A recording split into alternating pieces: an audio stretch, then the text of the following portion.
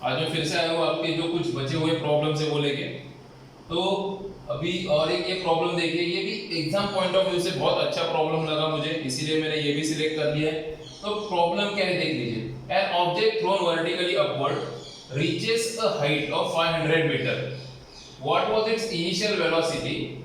How long will the object take to come back to the earth? And assume g मतलब acceleration due to gravity is equal to 10 metre per second square. तो पढ़ के हमें समझ रहा है कि हमने क्या कि किसी चीज को ऊपर फेंका है, तो ऊपर वो कितने डिस्टेंस ट्रेवल किया, उसने 500 मीटर इतना डिस्टेंस ट्रेवल किया। तो हमें पूछा क्या गया कि भाई इनिशियल वेलोसिटी क्या है उसकी, उस ऑब्जेक्ट की इनिशियल वेलोसिटी क्या है। और दूसरा क्या पूछा गया, तो देख लीजिए कि एक बार 500 मीटर ऊपर पहुंची है ऑब्जेक्ट, तो नीचे आने के लिए उसको कितना टाइम लगेगा, उस ऑब्जेक्ट को कितना टाइम लगेगा। ये दो चीजें हमें पूछी गई। तो देखिए स्टार्ट करते हैं।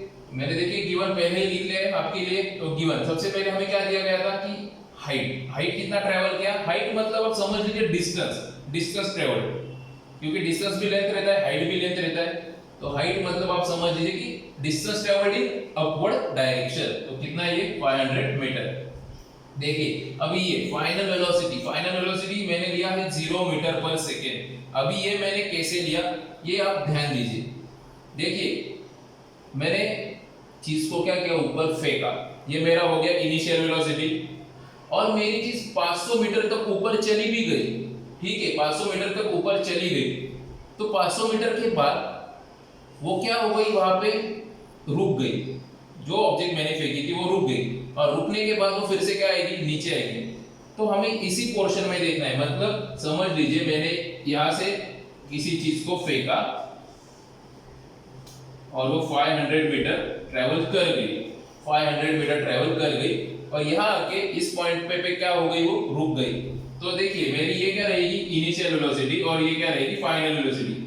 हम सिर्फ अभी एक ही राउंड के बारे में देख रहे हैं। बाद में हम क्या देखेंगे, नीचे आने के टाइम अलग देखेंगे। तो अभी आपको यही ध्यान में रखना है कि जब मैं बॉल फेंक रहा हूँ, बॉल या ऑब्जेक्ट जो भी हो, मैं फेंक रहा हूँ, तो वो क्या है, मेरी इनिशियल वेलोसिटी। और जब वो चीज 500 मीटर तक पहुंच जाएगी और वहां पे रुक जाएगी, तो वो क्या होगी, मेरी फाइनल वेलोसिटी। तो यहाँ पे वो रुक जाएगी, रुकती है इसीलिए तो फिर से क्या आती है, नीचे आ जाती है ऑब्जेक्ट। तो यहाँ पे मेरा फाइनल वेलोसिटी कितना हो जाएगा, 0।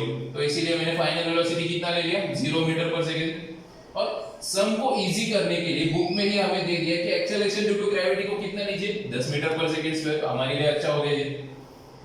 तो हमें ढूंढना क्या है, तो सबसे पहले ढूंढना है इनिशियल वेलोसिटी, और बाद में ढूंढना है time taken to come back on earth. तो देखिए 9th स्टैंडर्ड में हमने पढ़े वैसे वही इक्वेशन हमें यूज करनी है, न्यूटन्स काइनेमेटिकल इक्वेशन।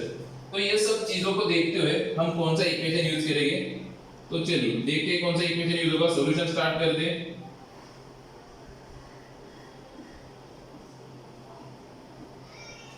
तो देखिए मुझे निकालना क्या है, इनिशियल वेलोसिटी u। तो मेरे पास है क्या, v है, g भी है, और हाइट भी है, मतलब डिस्टेंस है, डिस्प्लेसमेंट है। तो मैं न्यूटन का थर्ड फॉर्मूला यूज कर सकता हूं। देखिए according to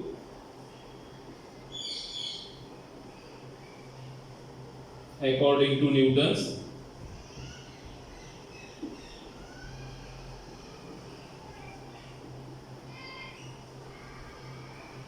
third kinematical equation. तो थर्ड काइनेमेटिकल इक्वेशन क्या है न्यूटन का, तो न्यूटन का थर्ड काइनेमेटिकल इक्वेशन है v square is equal to u square plus 2ax। ठीक है, ये है न्यूटन का थर्ड काइनेमेटिकल इक्वेशन। तो देखिए अभी यहाँ पे वैल्यू पुट करेंगे, v का वैल्यू हमारे लिए क्या है, 0, तो 0 का स्क्वायर, u का वैल्यू हमें फाइंड करना है, प्लस 2। अभी a मतलब क्या होता है, एक्सेलरेशन। तो हमारे पास एक्सेलरेशन ड्यू टू ग्रेविटी है, वो हमें लिखा गया है g। तो देखिए g को 10 मीटर पर सेकंड स्क्वायर दिया गया है, पर अभी यहाँ पे ध्यान देने की जरूरत है कि हमने चीज ऊपर की तरफ फेंकी है, और जो हमारी अर्थ है वो जो फोर्स लगाती है हमारे ऊपर, वो कहाँ पे रहता है, नीचे की तरफ। मतलब हम अर्थ के जो फोर्स है उसके अपोजिट डायरेक्शन में काम कर रहे हैं। जब भी कभी हम ऐसा अपोजिट डायरेक्शन में काम करते हैं, तो वो दिखाने के लिए हम क्या करते हैं, नेगेटिव साइन देते हैं। तो नेगेटिव साइन इंडिकेट्स डायरेक्शन। तो यहाँ पे भी हम क्या करेंगे, -10 लेंगे। कितना लेंगे? -10, क्योंकि देखिए अर्थ हमें नीचे खींच रही है पर हम क्या कर रहे हैं? ऊपर जा रहे हैं, मतलब अर्थ के अपोजिट काम कर रहे हैं, अपोजिट काम कर रहे हैं, वेक्टर क्वांटिटी में अपोजिट काम कर रहे हैं। ये दिखाने के लिए हम क्या करते हैं? माइनस का यूज करते हैं। अभी s का मतलब रहता है डिस्टेंस और डिस्प्लेसमेंट, मतलब यहाँ पे हमने कितना डिस्टेंस ट्रैवल किया है? 500 मीटर, तो s की जगह हम पुट कर देंगे 500। तो बस ये सीधा सा इक्वेशन हमें सॉल्व करना है, ये सॉल्व होते ही हमारा आंसर आ जाएगा इनिशियल वेलोसिटी का। तो सॉल्व करते हैं, अभी मैं वहां पे सॉल्व कर दो आगे का। तो ये क्या हो जाएगा? 0 का स्क्वायर 0 रहेगा, is equal to u square. अभी ये देखिए ये क्या हो जाएगा? 500 दूना 1000 और ये 10,000 हो जाएगा, पर 10,000 कैसा? माइनस, तो ये क्या होगा? u square minus 10,000, u square minus 10,000। तो आपको पता है अगर ये माइनस 10,000 ये साइड में लाओगे तो क्या हो जाएगा? प्लस 10,000 हो जाएगा, is equal to u square. अब भी सिर्फ स्क्वायर रूट निकालना है, यहाँ पे स्क्वायर रूट निकालो।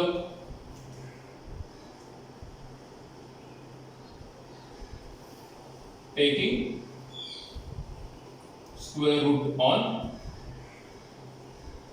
Both sides, taking square root on both side. तो देखिए स्क्वायर रूट अगर हम निकाल देंगे तो 10,000 का स्क्वायर रूट क्या होता है? बहुत ही आसान, 100 इज इक्वल टू u। तो लास्ट में हम लिख देंगे u is equal to 100 metre per second. मतलब इनिशियल वेलोसिटी कितना था? 100 मीटर पर सेकेंड, इतना इनिशियल वेलोसिटी था। तो लास्ट में हम वर्ड में हमारा आंसर लिख देते। Therefore the initial velocity of the object is 100 metre per second. ये हो गया हमारा पहला आंसर, ठीक है, ये हमारा पहला आंसर हो गया। अभी दूसरी कंडीशन भी देख लीजिए, क्या पूछेगी? Time taken to come back on earth. अभी देखिए अभी क्या होगा, इसी डायग्राम में समझ लीजिए। यहाँ पे जो ऑब्जेक्ट थी वो अपवर्ड डायरेक्शन में गई थी, अभी जो ऑब्जेक्ट है वो आ जाएगी 500 मीटर नीचे। 500 मीटर ऊपर गई थी मतलब 500 मीटर नीचे आने वाली है। तो देखिए यहाँ पे उसका वेलोसिटी था 0 मीटर पर सेकेंड। तो देखिए जैसे जैसे नीचे आएगी ऑब्जेक्ट वैसे वैसे उसकी वेलोसिटी क्या होती जाएगी? चेंज होती जाएगी। तो इस कंडीशन के लिए स्टार्टिंग पॉइंट कौन सा है? ये स्टार्टिंग पॉइंट है, क्योंकि वो नीचे आ रही है। तो स्टार्टिंग पॉइंट कौन सा रहेगा? ऊपर वाला। तो स्टार्टिंग पॉइंट पे उसकी वेलोसिटी क्या थी? 0 metre per second, 0 metre per second.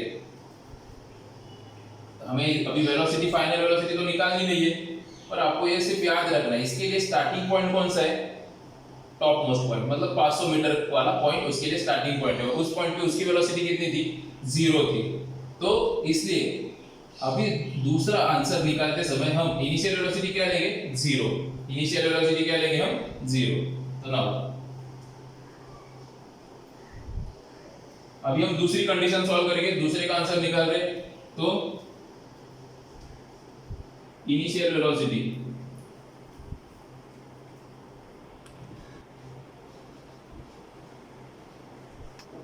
अभी यहाँ पे इनिशियल वेलोसिटी कितना होगा?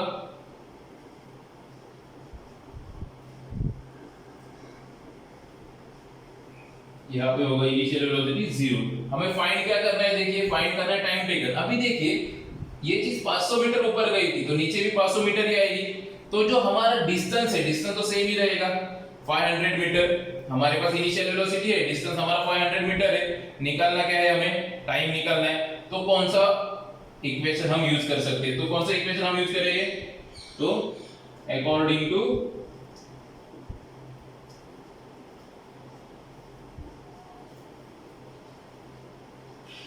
Newton's second kinematical equation. अभी हम न्यूटन का सेकेंड काइनेमेटिकल इक्वेशन यूज करेंगे। अगर आपको पता है न्यूटन का सेकेंड काइनेमेटिकल इक्वेशन तो आप मेरे साथ बोल दीजिए, S is equal to UP plus half AT square. तो देख लीजिए S मतलब डिस्टेंस जो हमारे पास है 500 मीटर, u हमें पता चल गया 0 रहेगा यहाँ पे। t हमें फाइंड करना है a का वैल्यू। a मतलब यहाँ पे क्या है, एक्सेलरेशन। तो हमारे पास है acceleration due to gravity 10 metre per second square. t निकालना है। अभी देखिए, अभी ये चीज देखिए, अभी हम पहले वैल्यू पुट कर देते हैं। s का वैल्यू क्या है 500 मीटर, u का वैल्यू है 0 multiplied by t plus half. अभी ये चीज यहाँ पे इंपॉर्टेंट है, a का वैल्यू क्या लेंगे। यहाँ पे मैंने a का वैल्यू लिया -10, यहाँ क्या लूंगा मैं, तो यहाँ मैं वैल्यू लूंगा a का 10। अभी यहाँ पे a का वैल्यू 10 क्यों लूंगा, क्योंकि यहाँ पे चीज फिर से नीचे आ रही है। अर्थ हमें कहाँ पे खींच रही है, नीचे खींच रही है। मतलब हम इस टाइम जो वर्क कर रहे हैं वो अर्थ के डायरेक्शन में ही कर रहे हैं, तो डायरेक्शन सेम है, इसीलिए साइन नहीं देना है। तो यहाँ पे साइन कौन सा आएगा, प्लस। तो यहाँ पे मैं सिर्फ a का वैल्यू लूंगा 10 और t का स्क्वायर तो वैसे ही रहेगा, वही हमें फाइंड करना है, ठीक है।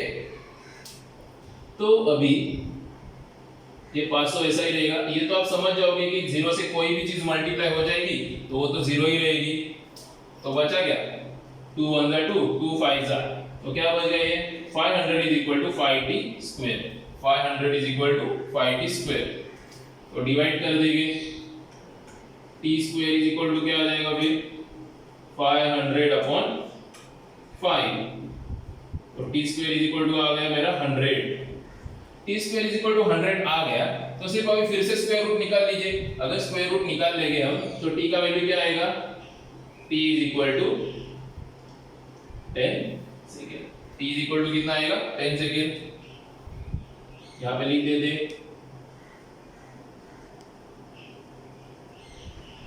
taking square roots on both sides, taking square root on both sides। तो t 10 सेकेंड आ गए। तो आपका दूसरा कंडीशन का भी आंसर मिल गया आपको कि रिटर्न आने के लिए कितना टाइम लगेगा। तो रिटर्न आने के लिए लगेगा 10 सेकेंड। देखिए सिर्फ वही पूछा, how long will the object take to come back to the earth. तो रिटर्न आने के लिए कितना टाइम लग सकता है, तो 10 सेकेंड टाइम लगेगा। तो लास्ट में ये भी हम आंसर लिख देते। तो दोस्तों देख लीजिए, मैंने वर्ड में भी आंसर लिख लिया। तो ये हो गया एक प्रॉब्लम। और एक प्रॉब्लम हम सॉल्व करेंगे। पहले आप वीडियो को पॉज कर लीजिए, पूरा प्रॉब्लम का सॉल्यूशन लिख लीजिए, उसके बाद हम नेक्स्ट प्रॉब्लम स्टार्ट कर लेंगे।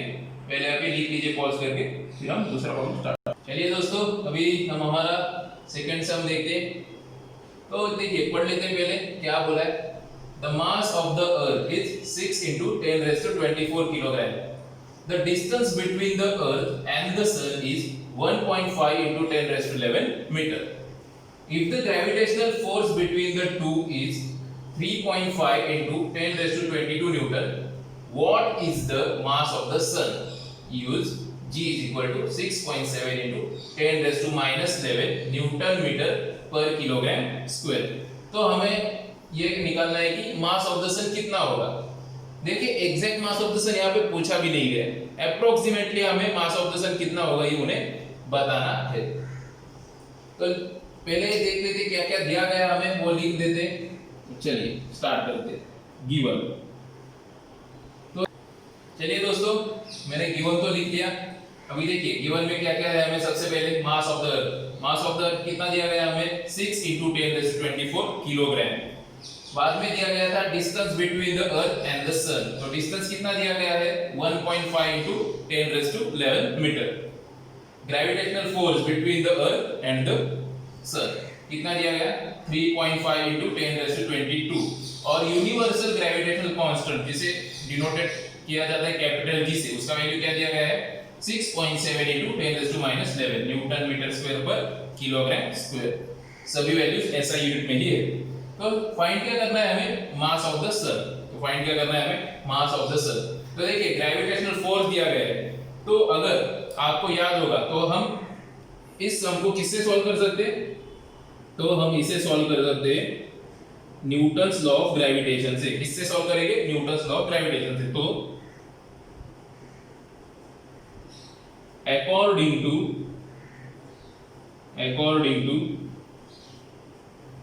Newton's law of gravitation, according to Newton's law of gravitation, अगर आपको याद है तो मेरे साथ न्यूटन लॉ ऑफ ग्रेविटेशन एक बार दोहराइए।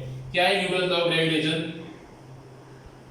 F is equal to G, अभी देखिए जी, बाद में एम ई इंटू यहाँ पे M S upon D square upon D square. ये है न्यूटन लॉ ऑफ ग्रेविटेशन का फॉर्मूला। तो हमें क्या करना है, सिर्फ यहाँ पे वैल्यूज पुट करनी है और कुछ मल्टीप्लिकेशंस करने, हमारा आंसर आ जाएगा। तो चलिए वो साइड देख लेते हैं। तो देखिए f का वैल्यू हमें पहले से ही पता है, f का वैल्यू है 3.5 इंटू 10⁻²²। बाद में g का वैल्यू भी पता है, g का वैल्यू है 6.7 इंटू 10⁻⁻11। ठीक है। बाद में मास ऑफ द अर्थ भी पता है हमें, मास ऑफ द अर्थ कितना है 6 इंटू 10⁻24। मास ऑफ द सन ये हमें फाइंड करना है, अपॉन है हमारा डिस्टेंस का स्क्वायर, क्योंकि inversely proportional force inversely proportional किससे रहता है, स्क्वायर ऑफ द डिस्टेंस से। तो डिस्टेंस कितना है हमें दिया गया है 1.5 इंटू 10⁻11 मीटर उसका स्क्वायर। तो ठीक है, हमने जो जो हमारे पास है वो लिख लिया, हमें फाइंड क्या करना है, मास ऑफ द सन। तो चलिए स्टार्ट करते हैं। तो 3.5 इंटू 10⁻²²। देखिए अब मैं क्या करता हूं, ये देखिए 10⁻⁻11 है। ठीक है, पहले यहाँ पे मैं 6 लिख लेता हूं। अभी देखिए यहाँ पे है 10⁻⁻11, वहां पे है 10⁻²24। आपको रूल्स ऑफ इंडेक्सेस पता ही होंगे। अगर बेस सेम हो और मल्टीप्लिकेशन की क्रिया हो, बेस सेम और क्रिया जो है वो मल्टीप्लिकेशन की हो, तो इंडेक्सेस का क्या हो जाता है, एडिशन हो जाता है। तो यहाँ पे देखिए क्या हो जाएगा 24 प्लस -11, तो 24 से 11 घट जाएगा, तो कितना हो जाएगा 10 कितना हो जाएगा ये, तो 13। कितना हो जाएगा 13 10⁻13 हो गया ये आपका। 24 में से 11 गए, बचेगी कितने 13 इंटू ms। तो देखिए अभी यहाँ पे स्क्वायर है, तो मैं 1.5 का स्क्वायर नहीं करता, 1.5 इंटू 1.5 लिख देता हूँ, ये भी चल जाएगा और इसका स्क्वायर हो जाएगा 10⁻22। ठीक है। तो देखिए 1.5 से अगर हम डिवाइड कर देंगे तो ये कट जाएगा, 4 हो जाएगा, कितना हो जाएगा 4। और देखिए 3.5 का डबल कितना होता है, तो 7 होता है। तो 6.7 अप्रोक्सीमेटली लीजिए, पूरा कैलकुलेशन करने की जरूरत नहीं है। 3.5 1.9 आसपास का आंसर लीजिए। तो 3.5 को 1.9 से अगर आप मल्टीप्लाई करोगे तो नियर बाय 6.7 आंसर आ जाएगा। तो हमने ये डिवीजन कर लिया। तो अभी हमारे पास क्या क्या बचा है देखिए, अभी ये 1.5 इस साइड जाएगा, तो ये 1.5 इंटू देखिए 10⁻22 इंटू 10⁻22, तो टोटल हो जाएगा 10⁻44 इज इक्वल टू में क्या आ जाएगा, is equal to 1.9 into 4 into 10⁻13 into mass of the sun. तो अगर मास ऑफ द सन हमें निकालना है तो इन चीजों से हमें इसको डिवाइड करना पड़ेगा। सबसे पहले हम फिर से क्या कर लेते, ये जो इंडाइसेस है इनको देख लेते। तो देखिए क्या हो जाएगा 1.5 इंटू 10⁻44, यहाँ पे मल्टीप्लिकेशन में यहाँ पे क्या हो जाएगा, डिवीजन में आ जाएगा 10⁻13, और ये कितना बच जाएगा 1.9 इंटू 4, वैसे ही रख देते हम 1.9 into 4 into mass of the sun. तो देखिए ये डिवीजन है। अभी इंडाइसेस का रूल क्या कहता है, अगर डिवीजन हो और बेस सेम हो तो क्या होता है इंडाइसेस का, तो हो जाता है सब्सट्रैक्शन। तो हमें अब सब्सट्रैक्शन करना है। तो 44 में से 13 गए, कितना बच जाएगा 31 बच जाएगा। तो 1.5 इंटू 10⁻31, ये भी हम अपॉन में ले लेते, upon 1.9 into 4 is equal to mass of the sun. तो सिर्फ हम ये कर लेंगे, ये करने के बाद हमें अपने आप क्या मिल जाएगा, हमारा मास ऑफ द सन। तो देखिए क्या करते हैं हम, 4 से 1.5 को डिवाइड तो नहीं होता 4 से, तो क्या 150 डिवाइड होगा? 150 भी डिवाइड नहीं होगा, पर 1500 ये 4 से जरूर डिवाइड होगा। तो देख लीजिए क्या करेंगे हम, यहाँ पे पॉइंट निकाल दिया, यहाँ पे 31 था 30 हो जाएगा, एक जीरो ऐड कर दिया, यहाँ पे 29 हो गया, और एक जीरो ऐड कर दिया, कितना हो गया 28। तो 1500 into 10⁻28 upon 1.9 into 4 is equal to mass of the sun. तो देखिए 4 से 1500 तो डेफिनेटली डिवाइड हो रहा है, तो कितना आ जाएगा 4 3 जा 12, तो बचा 3 30, मतलब 4 7 जा हो जाए 28, तो बचा 2, तो 5 जा, तो 375 into 10⁻28 upon 1.9 is equal to mass of the sun. तो देखिए 1.9 375 इंटू 10⁻28 है, तो अभी इसे हम 19 लिख देते। देखिए अभी यहाँ पे क्या करते, 375 को 19 से डिवाइड कर दे। पॉइंट कैसे गया मैं दिखाता हूँ। 375 देखिए यहाँ पे 10 से मल्टीप्लाई कर दीजिए, यहाँ पे भी 10 से मल्टीप्लाई कर दीजिए। अगर न्यूमरेटर में आप 10 से मल्टीप्लाई करोगे तो क्या बन जाएगा 10⁻29, और नीचे क्या होगा 1.9 से 10 को मल्टीप्लाई कर दोगे तो हो जाएगा 19, तो ये होगा ms। अब भी सिर्फ आपको आसान सी डिवीजन करनी है, जैसे देखिए 19 का टेबल आना चाहिए, इसके लिए 19 1 जा 19, तो कितना बचा 18, तो 185 हो गया। 185 मतलब 99 जा 99 का कितना होता है 171, तो बचा कितना 14 बचा, 14 तो 40 मतलब 19 7 जा आसपास इंटू 10⁻29। तो देखिए आपका मास ऑफ द सन कितना आ रहा है 19.7 इंटू 10⁻29, कितना आ रहा है 19.7 इंटू 10⁻9 मीटर पर सेकेंड, इतना ये आपको सम मिल जाएगा। अगर आपको 1 पॉइंट में लिखना है तो आप 1 पॉइंट में भी लिख सकते हो 1.97। अभी देखिए मैंने क्या किया, पॉइंट को इस साइड शिफ्ट कर दिया, यहाँ पे क्या हो जाएगा 10⁻30। ये इंडाइसेस के रूल्स ये आपको याद रखने पड़ेंगे। तो देखिए मास ऑफ द सन हमारा कितना है आसपास लगभग आता है, कभी भी ये आपको क्लियर कट वैल्यू नहीं आएगा, लगभग आंसर है 1.97 इंटू 10⁻30। तो लास्ट में हम आंसर लिख देते अपना,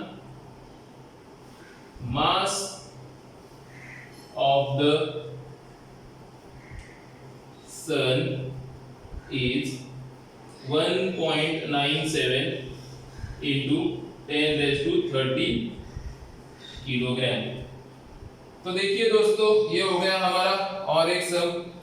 मैंने जितना आसान हो सके उतना आसान करने की कोशिश की है इस सम को, क्योंकि कैलकुलेशंस कुछ बहुत बड़े थे।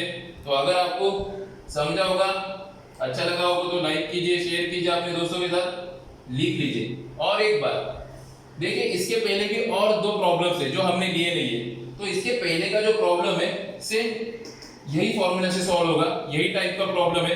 तो आप होमवर्क के लिए वो प्रॉब्लम रख लीजिए, होमवर्क में सॉल्व करने का ट्राई कीजिए। अगर नहीं आ रहा आपको कमेंट्स में लिख दीजिए, हम वो भी सॉल्व करके देंगे। और एक प्रॉब्लम है जो कि बहुत ही इजी प्रॉब्लम है, बहुत ही आसान सा प्रॉब्लम है, मैं श्योर होगी वो तो आप कर ही लोगे। तो चलिए दोस्तों आज के लिए बस इतना ही। वीडियो देखने के लिए थैंक यू।